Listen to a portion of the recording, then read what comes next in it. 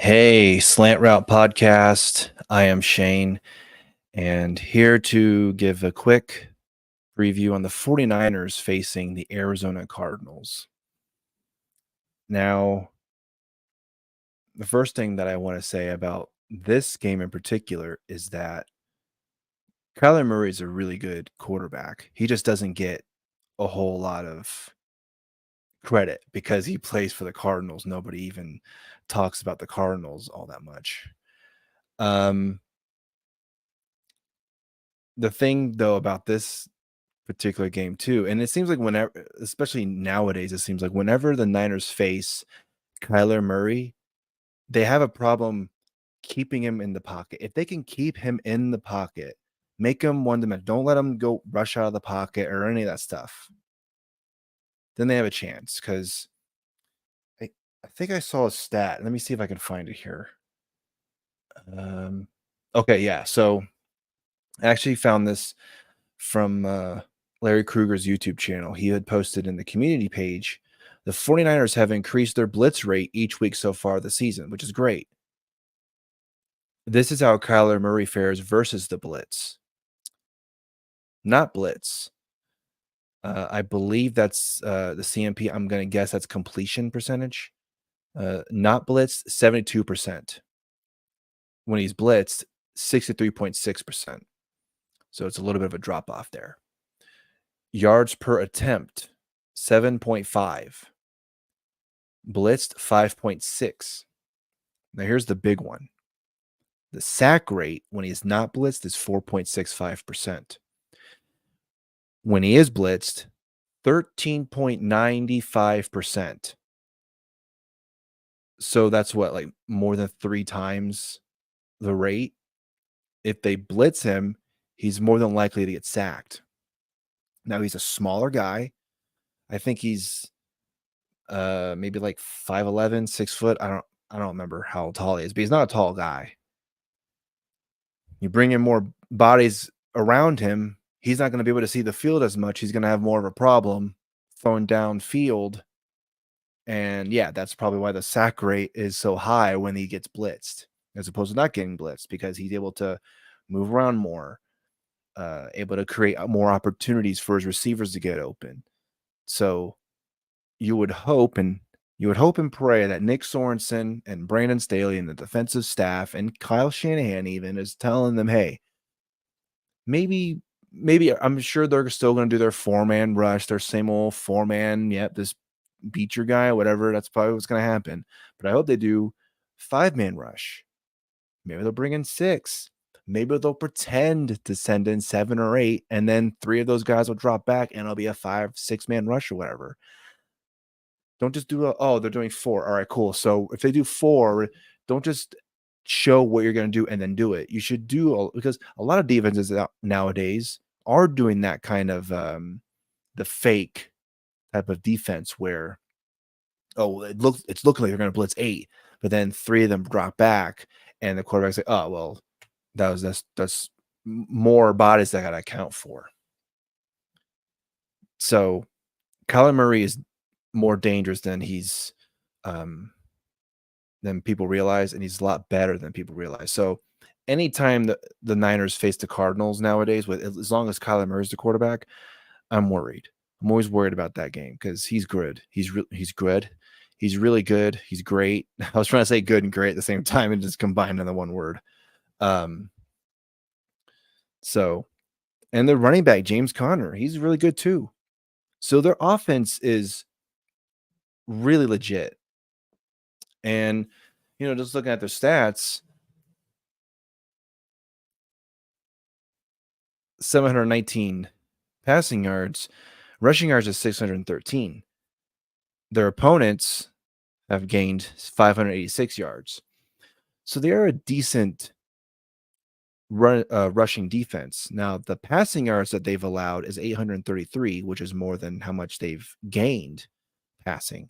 So you would think, just based off of the stats alone, you would think, oh, Brock Purdy's going to have a great day. He's going to maybe get around 220, 230, somewhere in there, if he's able to do what he wants to do against them. So we'll see. So I think this should be more.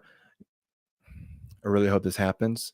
They should do more 3, 4 wide receiver sets. I would even argue to maybe be more aggressive and actually establish the pass first before you start establishing the run. But I know that the type of offense that Kyle likes to do is to establish the run and then do play action and then you start passing. But as we've seen these past 4 games at least, we've seen that Kyle is calling more passing plays. So I would probably think, well, since we know the Cardinals' passing defense as of right now hasn't been that great, maybe we'll exploit that. We'll see, because sometimes you think I'm going to do this. Well, actually, I'm going to do this instead. So we'll see what happens. Um, and sticking with the offense, I would hope that Jordan Mason has another huge day, and it's looking like George Kittle and Fred Warner are going to play, which is a good sign. So we'll see how that goes. They could be on a limited snap count, which I wouldn't be opposed to, because they will have to play on Thursday after this. After the Cardinals game, it's Seattle. And they're at home for this game. And then I believe they go to Seattle after this. So it's gonna be a tough 10 days for the team. And also, and this goes without saying, please, special teams, don't make any mistakes. Like, I really hate to have to say that. Like, can we not fumble the ball one time?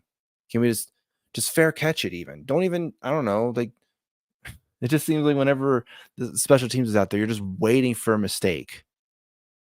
It sucks. It just is like there's never a point that I can remember of any time during the Kyle Shanahan era where you're just thinking, "Oh man, I really hope nothing. Please don't let anything bad happen." When Jimmy Garoppolo was the quarterback, there was that long time period where you're thinking anytime you throw past 10 yards, you're thinking, oh boy. Now it's the special teams. Anytime Jake Moody kicks the field goal, oh man, is he gonna make it? I don't know. Like you're more nervous than when the offense is out there in the field. And then the same thing with the kickoff. And actually, speaking of the kickoff, just get rid of the kickoff. Can we just stop it with the kickoff? Like, it's so boring. It's even more boring than the last time. The last changed, like before this season, whatever the kickoff was before that, boring. Can we just go back to like the 1980s, whatever that kickoff was? At least there were returns. Jeez. But yeah, the punt coverage. I mean, come on. The punt coverage has got to be better. I feel like whenever like the punter kicks the ball, I feel like if the returner is like right here, I feel like they always go like there's nobody outside to try and contain the the returner. I feel like they always like try to go for a straight line. There's no one like trying to keep him contained in that area. Or am I like imagining that? Maybe I am imagining that. I don't know. Anyway, it's gonna be a tough game. I can easily see the Cardinals winning this game. Can easily see that. And I will say, if the Cardinals do win the game, this isn't going to be some. There are some Niners fans who are saying, "Oh, this is a must-win game. They have to win this game. If they don't win this game, the season's over." I don't think that at all. I mean, I'll be disappointed, but I'm not going to say, "Oh, season's over. That's it. Pack it in. Stop watching the games. Who cares?" But I can definitely see the team losing here because I do think Kyler Murray's underrated. And James Conner's good. He's a good He's a good running back. Oh, and also Marvin Harrison Jr. Don't forget about that guy. That guy's establishing himself as a really good wide receiver. So, I can see this being a close game. I can see this being like a 28-23 Cardinals. I can see the Cardinals winning this game easily. I mean, there's no major injuries that I can remember off the top of my head from either team. I mean, it seems like Talanoa Funga's good to go, and I know some other names I'm leaving now. I can't remember at the top of my head at the moment, but yeah, I can easily see this being like a 28-23 Cardinals game. Basically, what I'm saying is that the 49ers have to score 30 points or more to have a chance to win. If they're anything under than 30, then their chances of losing is higher. No, it sounds crazy, but that's what I'm going to say about that. Okay. Now, before I leave, I wanted to give my thoughts on something that happened on Twitter, and I've been seeing a lot of people basically making memes out of this, comparing it to some hip hop producer slash I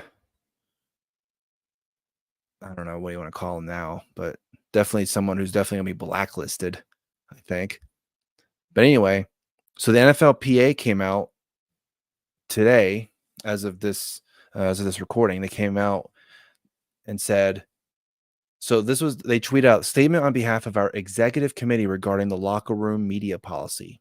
I don't know if this was something that, I mean, in here in this post, they say over the past 3 years, the NFLPA has tried to work with the NFL and Pro Football Writers of America to move media interviews out of locker rooms. Now, I'm wondering what I don't know. Someone can educate me on this because I am a dummy.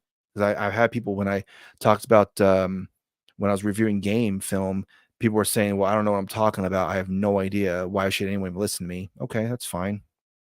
Feel that way. I'm learning as I go. I'm not here sitting here being like, I'm an A plus at this. I know exactly every single thing that's happening. I know exactly what's going on. I'm not pretending to even be remotely at that. Um, but I'm wondering what sparked this. What sparked the NFLPA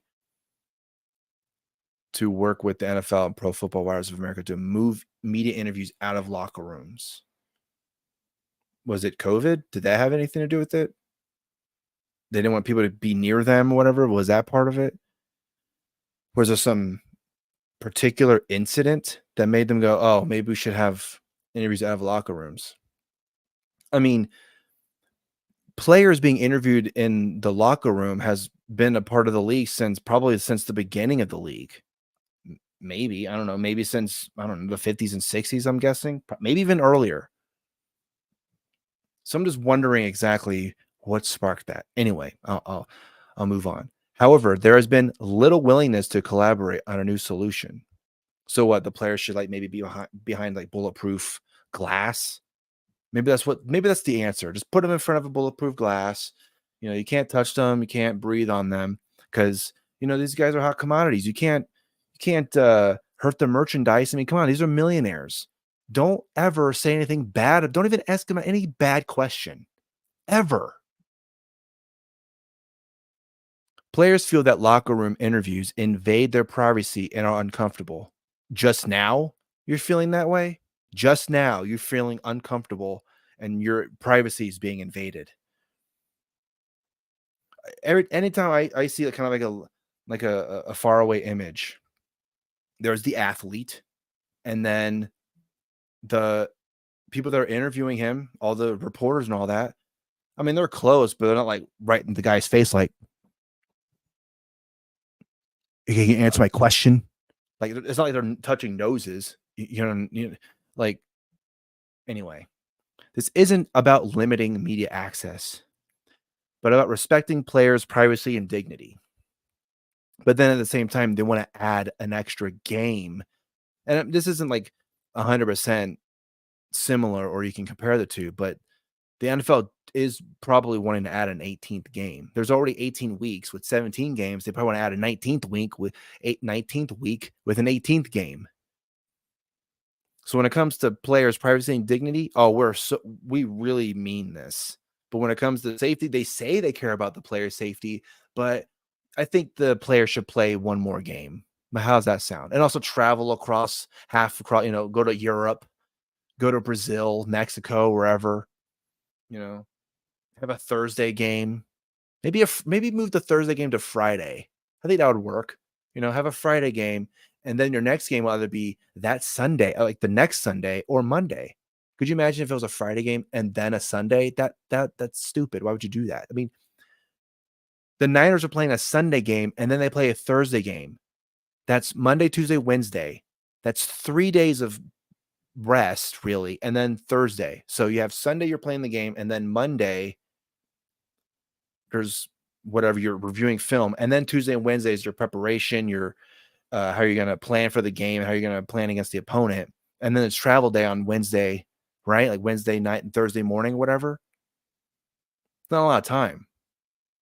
But if you had Friday, you at least have a little extra day in there. If you're really trying to have a midday or a midweek game, well, I guess Friday wouldn't be midweek; it would still be considered the weekend or whatever. But still, anyway, the NFL's current media policy is outdated. We, the NFLPA Executive Committee, urge the NFL to make immediate changes to foster a more respectful and safer workplace for all players. In the meantime, we encourage each player to ask for interviews outside the locker room during the week. So I'm wondering exactly why they would why would they release this now? What's the point? You can only interview these players. So it's basically the players association is, I mean, this is really a players league, right? Like this is really starting to become a players league. Like the NBA is, I mean, that's getting what that's pretty much a players league, right? The NFL is getting there. If you can't interview a player outside of the press conference room, you can only interview him in the press conference room, and then that's it. Like you don't want that locker because sometimes you really want to like the reporters want to know how the locker room is. Like, oh man, the locker room rapport seems really good today, or man, it seems a little down. Something they lost the game. It seems down. Some of the players don't seem confident. It'd be kind of nice to know about that because I'm not at the locker room. I don't know what it's like in there. Anyway, so the main reason that I wanted to get to this is that Kyle Juszczyk, he tweeted, Kyle Juszczyk, the fullback for the 49ers. Now, maybe this is all tongue in cheek. Maybe he's joking around. It's very possible. I have no idea. But he said maybe we can keep Grant Cohn, at Grant Cohn, actually tagged him, from always hanging around our lockers while we're changing. Basically insinuating that Grant Cohn's just hanging around watching everybody undress and walking around naked and looking in the shower. Hey, man, look at that. Oh, yeah. That's what he's insinuating. Now, again, he could be playing around. It could be joking. You know, giving Grant a little rub because hey, Grant's known to be he's been to be a ruffle rouser. So I'll rouse his ruffles a little bit with this tweet. But then there seems to be a little more to it because I know Grant has been saying he wrote an article recently where he said that he thinks Juwan Jennings should have more playing time and Kyle Juszczyk should be benched. And if I remember correctly, and if Grant's, if he ever sees this, correct me if I'm wrong, but I think it's mainly because, like, what does Kyle really do? Like, he'll shift in motion behind the quarterback, and then he'll help block the running back. But I mean, George Kittle's out there. Maybe have George Kittle be a fullback instead. If you really want to do the I formation, and maybe have George Kittle back there, you know, or maybe you can have a 3 wide receiver set so that now instead of having a fullback, the defense is like, oh, maybe we should have another nickel or a defensive back out there instead of a linebacker. Take the linebacker out, so it'd be faster, but would be smaller. So it'd be a little easier for a running back to get past that defender. I don't know. Maybe I'm stupid. Some people have said I'm dumb when it comes to reviewing game film. Maybe I'm stupid and wondering why he would even say this. I don't know. Maybe it's just Kyle being like, hey, I'm a team player. I don't like the way Grant talks about some of my teammates, so I'm going to go at him, see how he likes it, to give him a taste of his own medicine. Like, it's not the first time Grant's ever been called out or whatever. There's a famous one where Javon Kinlaw called into his live stream and basically was pissing all over him. And now Javon Kinlaw is playing for the New York Jets, and he's playing like he's been when he was with the 49ers. So nothing new.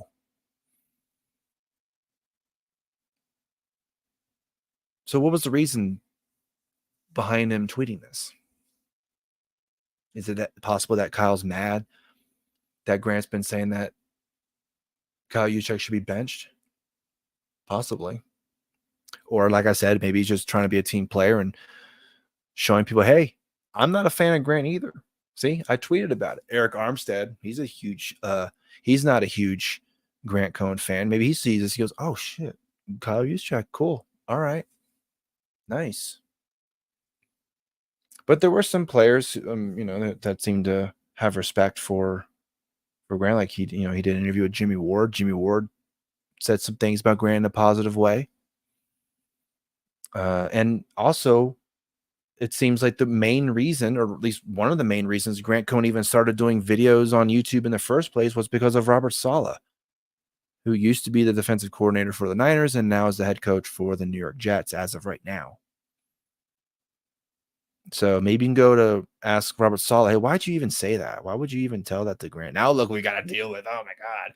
He had the audacity to ask Deebo Samuel recently, and I'm paraphrasing here, but he basically asked Deebo Samuel, hey, so, speaking of Jordan Mason, I know as someone who also runs hard like you, do you appreciate the way he runs?